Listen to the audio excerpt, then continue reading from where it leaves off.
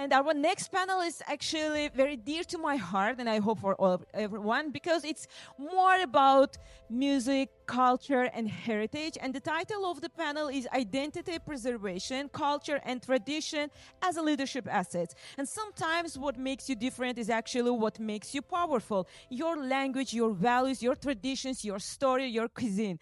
And I would like to invite to the stage Dr. Nargiz Aliyarova, founder and president of the National Music and Global Culture Society. Dr. Jamila Javadova, founder and president of the Azerbaijani American Music Foundation. And Alona Badalova, My Way, Child and Youth Development Center. And guiding this conversation as our moderator is Nigar Ibrahimova. So please welcome all our guests and our moderator. Wish you good luck and don't run out of the time. Thank you.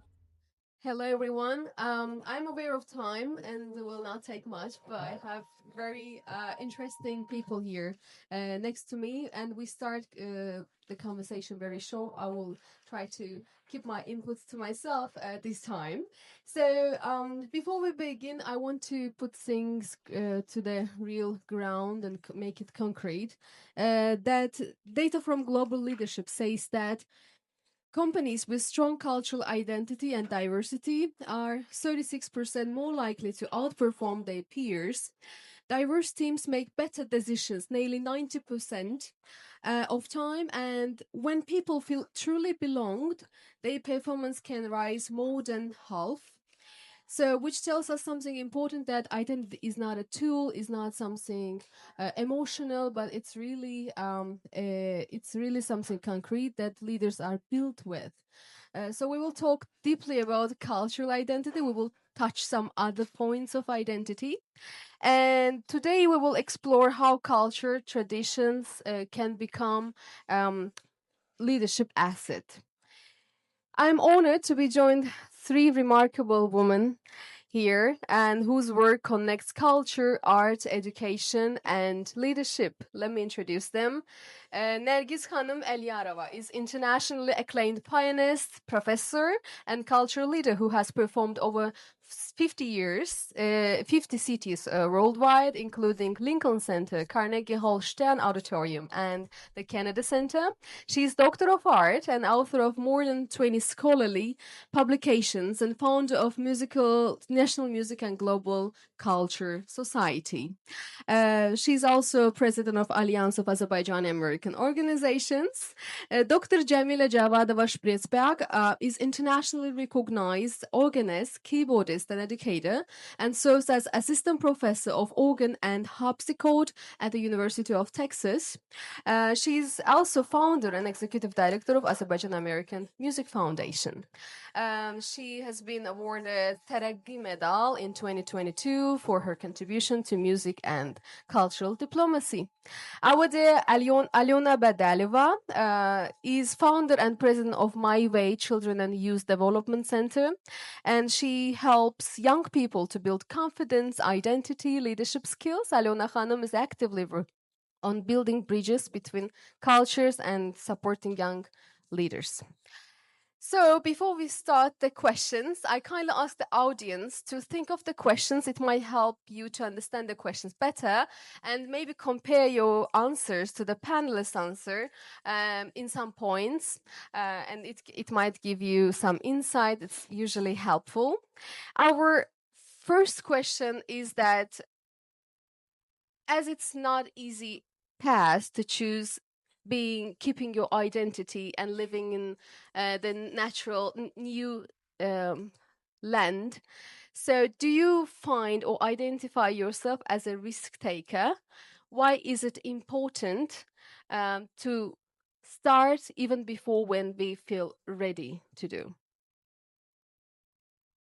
Thank you, Nigar. And this is a profound question. Yes, I am a risk taker. And, though I haven't been always a risk taker, but like the life was challenging always. And then for everybody, I'm sure for women. So you have to take a risk.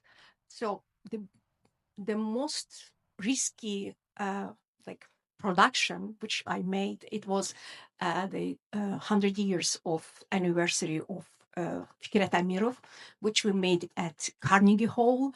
It's a at Stern Auditorium. You know, it's a 3,000 seats there. So the project was approximately $120,000. And then, you know, when you apply for help for sponsorship, it's, you never know how much you will get and then when you will get.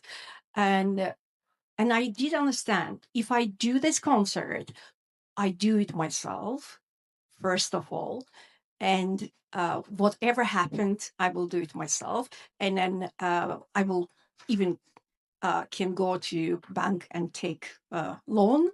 So, and you know, when you feel confident, then people come to help you, like they trust you. And I'm grateful to all our sponsors and all our help people who helped the committee of diaspora and cultural Minister of Culture of Azerbaijan. But this starts from you and it's finished with you. And if you promise something, like I will do something, you have a lot of people behind you who trust you, who think like you have to be leader.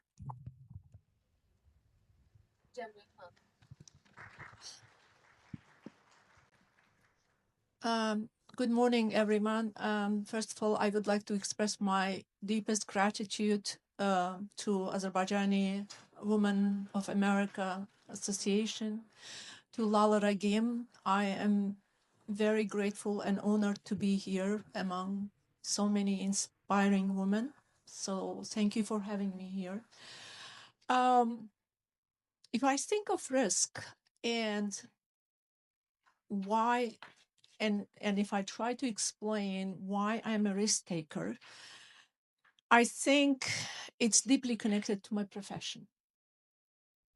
I love to experience new things in life.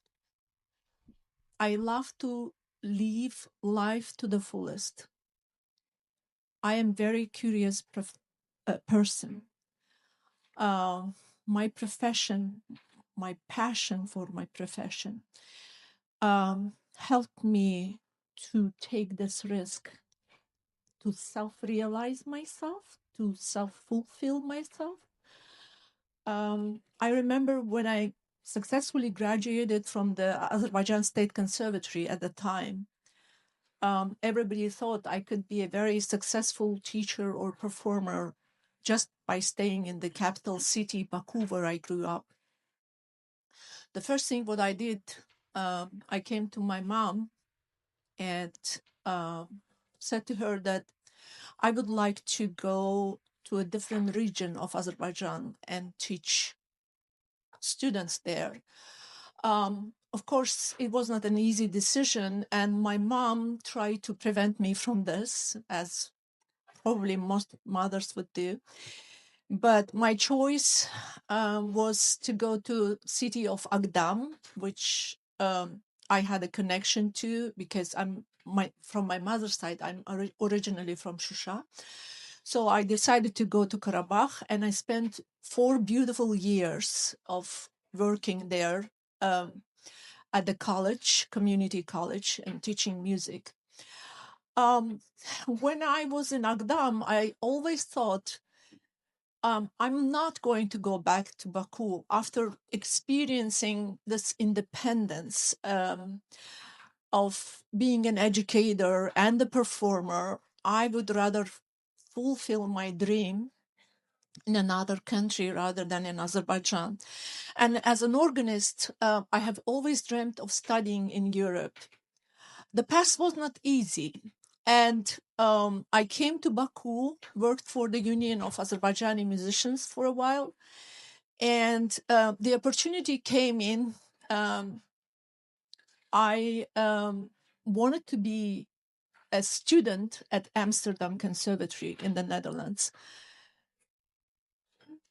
The money was not there. So it was a time when Soviet Union just collapsed, and I needed a scholarship. I ended up teaching 2 years in Bahrain in the Middle East, in totally unknown country to me. It was another risk to make money to go and fulfill my dream in Amsterdam. Ultimately, yes, I reached that dream.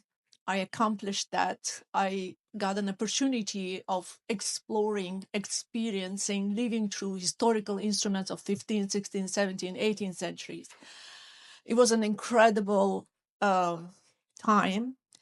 And time came, I met a beautiful woman from California, Betty Everett, literally on a bus stop. And she inspired me to come to America. And I ultimately ended up doing my doctorate at the University of North Texas. And yes, so my life, I always say my middle name is a risk taker. And this is the past. And taking risk is still something that I go back to by founding and becoming an executive director of the Azerbaijani American Music Foundation. And it came from the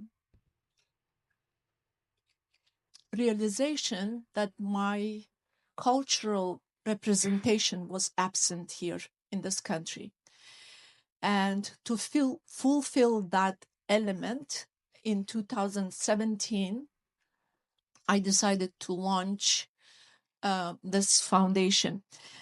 And it was an interesting case, and I would love to share with you. I was spending a lot of time in the library of the University of North Texas working on my dissertation. And one day, the media librarian came to me and said, "Hey, there was a guy who approached me and asked me for a CD of Azerbaijani jazz musician, female musician. Unfortunately, I don't remember her name." And I was like immediately kind of sparkled up, and I said, Aziza Mustafazadeh. I knew that was the only female jazz musician that was known around the world. And she said, yes, you're right. And the next day, what I did, I had Aziza's CD. I, brought and donated as a gift to this library, to the media library. And that was a kind of a moment where I knew I have to do something to change. I have to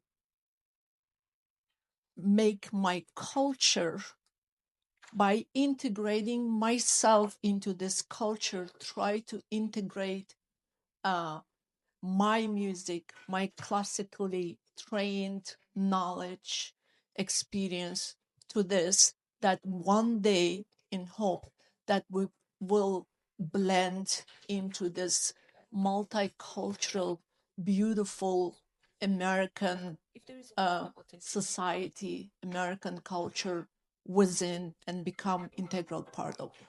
Yeah, I hear many woman inspiration in your story. I heard two at least. Alona, the same question for you. Are you a risk taker, and why it's Yes. important to start? We all risk takers here, gather here. I'm risk taker too, because I take risks because I believe in my mission. Opening CYDC My Way, Child and Youth Development Center My Way, 13 years ago, it was very big risk. It is not profitable business. It's non-profit organization with mission. You know, sometimes there is a lack of funding. Sometimes people don't understand your vision. Sometimes you don't have support. Sometimes you look around and realize you are alone with your mission. But I continue, it doesn't stop me. There is no perfect moment. If you wait too long and culture fades, that's why you have to do what you can. Thank you. When we talk about cultural identity or identity, we don't mean only culture, but there are many other identities, like woman, like gender identity. It's also some part of the cultural identity. And Azerbaijani women are often shaped by one set of expectation, responsibilities, and values, while American women can have some other different, and these differences influence how we understand the strengths and responsibility, how we define ambition. So my question here is that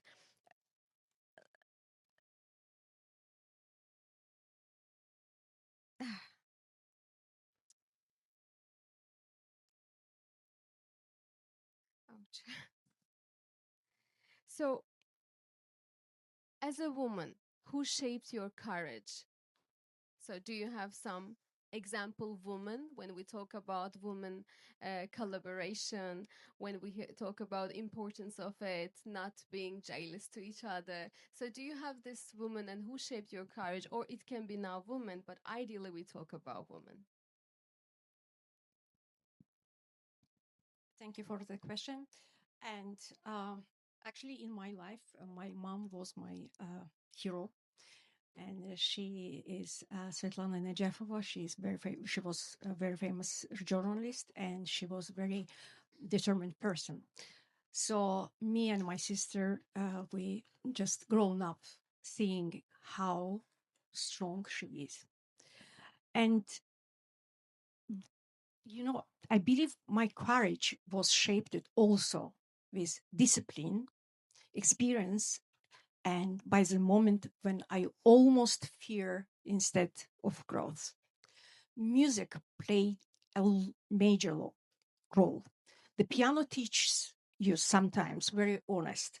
You walk onto the stage, so you're alone there, no one next to you. And then doesn't matter if you feel courage or you don't, you have to continue. If you make a mistake, you have to continue. And then you have to smile. You have to smile and just shows that you are artist, and then everything is fine, everything is perfect, as should be. Um, and but unfortunately, I wasn't like risk taker always. I wasn't courage always. I can remember at least three major events in my life, which I stepped down. I didn't have enough courage to go on with that. And that was, of course, a big mistake. But, the life itself taught me how to be courage.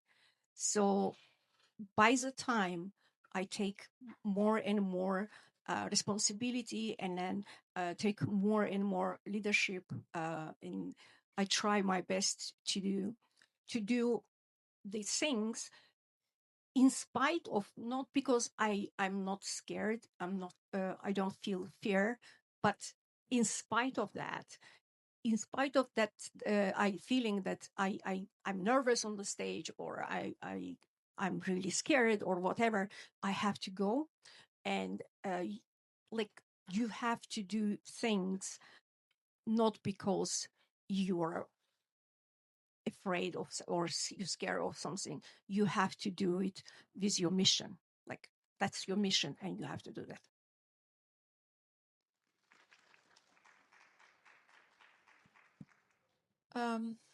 Speaking of courage, probably every woman in this room will agree or disagree maybe with me that our formation happens in our families. Our family shape first and foremost who we are and how we grow and what we do in life. I had a great model growing up in the family, and it was my father. It may not sound humble to you, but my father was the first admiral of Azerbaijani Soviet Navy. So I always looked at him as a role model. He was the most courageous man I have ever known. I always tried to look like him, act like him. He fought World War II, started as a young 18-year-old young Navy soldier from the Sevastopol on Danube River. He sailed all the way to Austria, finished the war in 1945. So I had a beautiful role model in the house that I learned the courage from, to be strong. And I would relate to Zümrüt Hanım, who mentioned the way how her father guided her in life. It may sound very similar. And my father told me, go and build your own life. And if you fail, and if you need me, and if you really, really need me, then come back to me and I will try to help you. Otherwise, he taught me from the very childhood the independence and the courage.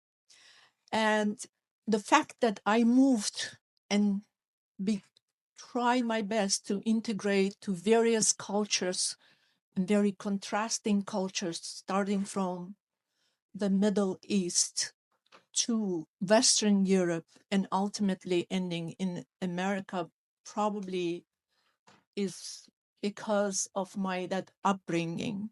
And I have to tell that Azerbaijani history has many wonderful and beautiful names of courageous women, and I want to mention a couple of them. Though Lala was emphasizing on modern Azerbaijani women's history begins somewhat early 20th century, 1918. But for me, the first and foremost role model of Azerbaijani woman who shaped the modern vision of Azerbaijani was poetess and philanthropist Natavan in Shusha. She has done everything for that town. She put a water pipelines. She sponsored many activities. She composed, she wrote poetry, she played Shahmat with Alexander Dumas. I mean, she was an incredible role model. Same early 20th century, the first Azerbaijani ballerina, Gamer Almasadeh, who went on stage in tutu and danced in front of men. Imagine, in a Muslim country. Or a singer, Shevkat Mehmedova, who was threatened by a bunch of men and was in the verge of being killed. So we have these great models, and Azerbaijani woman has been genetically defined and set that courage element into us. So that's, I think, comes very naturally to most of us. Thank you.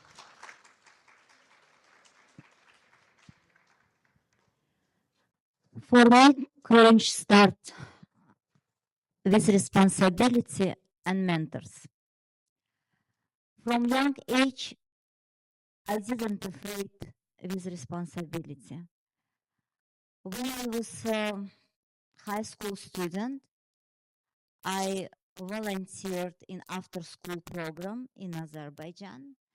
It was not common for students, American, and all students can work from age 14. Later, I became youngest assistant of one of the school, but not the responsibility shaped you. Mentors also shaped you. I learn from professionals and experienced leaders.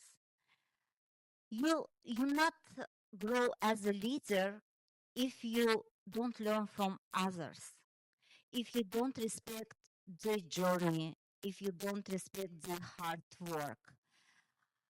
You cannot become strong alone. That's why courage is very important for leader with responsibility and with mentors. Thank you. With this heritage you bring with yourself in your mind, you grow up, as you said, with this. Uh, did you sometimes felt left out, personally or professionally? Mostly, I would like to ask, um, because you had something different in mind, something different you rooted to, but you faced differently, and to fit in. Uh, what did it teach the moment? What does it teach you when you felt left out? Thank you for the question. It's very human question. And I'm sure that all women here can answer this question, because it's, as a immigrant women, we all felt sometime left. And when I came to New York, it took me only 2 months to understand that, okay, no one was waiting for me, and no one is going to build anything for me and then like encourage me or whatever. So instead of being part of the society and shrink myself, and then to be more agreeable and more like softer, etc., etc., and I decided I I will do my own society. I will do my own work. I will do my own way, and it was my own mission. So 8 years ago, I launched National Music and Global Culture Society. So this is society which always work with musicians, and then we have a big international competition, a composers competition, and we make a lot of projects, a lot of concerts around, and especially in New York. And that I did understand that, it's an invitation to build your own table. That's better than to come and sit someone's table and be comfortable for those people. So that's also, I would say, leadership. You build yourself, and you are the boss. You are the person who takes courage, and you are the person whom the others relate. If you say something, you have to do that, because if you fail with your word once, the second time people won't believe you. Very strong points. I'm taking my time to digest what you said, and thank you. Um, you know, to me, being left out is a very temporary, some sort of state. And I know I had a great mentor in Amsterdam Conservatory, my professor, Jacques von Ortmersen. He would always point us to his head, and he would say, everything comes from here. And it's absolutely true. It depends what your expectations are, and depends how you react. And every time I moved from one country to another, of course, I felt lonely. I felt that I'm not really fitting to this society. It's so different.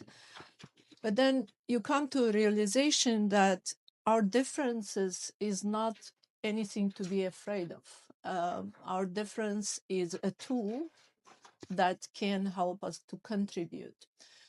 And honestly, my music was my biggest friend through all these years, because once you get to practice, once you fulfill your dream, once you try to achieve or learn another piece of music, you already connect, and through your music, through your performance, to become connected to another society. So it's a gradual, a step by step process that we all have to go through, but lingering to that, whining and thinking, oh, that's I'm left out. Just take that left out challenge and build something on it. That's I my am motto. perfect. I agree, and I think you found music as something you brought from your childhood, from your homeland. So it became the friend of you. So maybe you got deeper in this field. Alona Khan, buyurun. I, f- I feel left out many times in my life. Some situation it's happen and pass, but some situation you face every day. Sometimes community you try to serve doesn't support you. For example, only small numbers of Azerbaijani families choose Azerbaijani dances. But at the same time, also, children from other cultures come and learn Azerbaijani dances. It's unusual situation in CYDC my weight center. But of course, you wish to see more children from your own community. But at the same time, you're proud that other culture connect with Azerbaijani culture.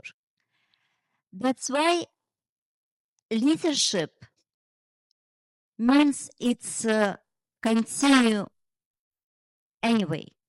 Continue even when your support is small.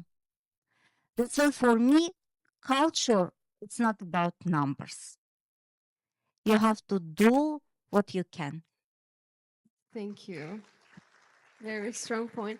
And I think Azerbaijani identity is, I wouldn't call it maybe flexible, but it has some grounds, general grounds that help us to fit in and help us to get adapted without assimilated. And my next question is about your younger self. Um, what would you tell to your younger self about leadership and identity? But please take this point in your mind that we live in today's reality. If this your younger self would be living today, what would you tell this lady? I would tell to myself, be courage, be like love yourself, because I had problem with that. I'm sure that many of you can say the same. And love yourself and be kind to yourself. And you have to be courage. You shouldn't be afraid of doing something. You can have this fear, but you shouldn't let this fear to decide for you if you're doing something or you're not doing something.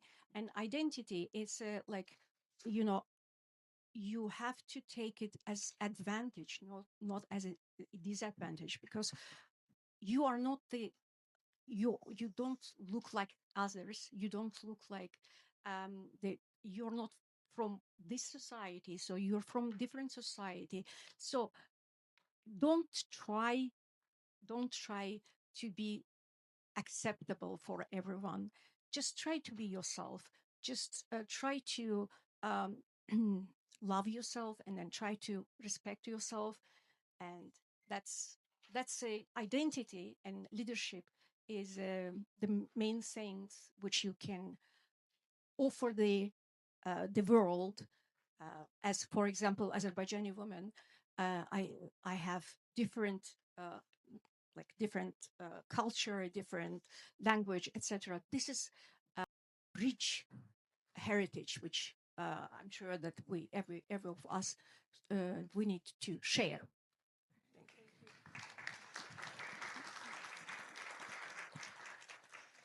I may relate to a lot of points that Nargis just mentioned, maybe because it comes from the fact that we both are performing musicians and we go on stage and we're more or less public personalities.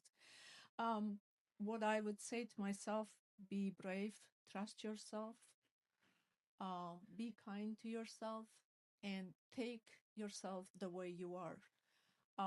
Often we take role models and say, oh, that guy plays better than me, that girl is on stage, look how beautiful she is, or how talented she is, without really realizing that, you know, we're all very individual humans with our own talents, with our specialties, with our views, with our families. So once you accept yourself the way you are, and life is much more easier. Thank you, Jonathan.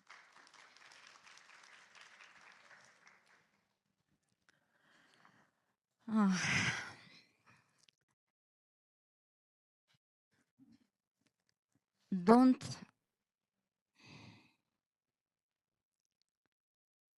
trust your heart, trust your intuition. Don't be afraid to don't afraid to lose, because it shaped you. And very important,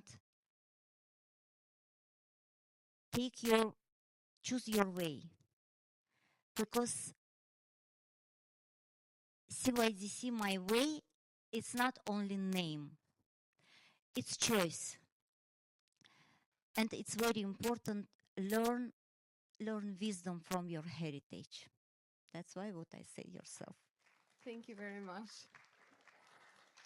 Like, you should identify yourself, understand yourself, who you are, to catch the opportunity when it comes. You not feel, oh, I'm sorry that I missed it. So for me, as a young person, maybe, that it's very important when I'm lost to find myself, to identify myself, who I am, what is my roots, and where I am. When I see opportunity coming or something happening around me, I see the way to choose. With these notes, I will leave other questions behind and close this panel. I know we have networking session to talk. Thank you for being here from Texas, from New York. It's very nice to have you. Thank you for listening.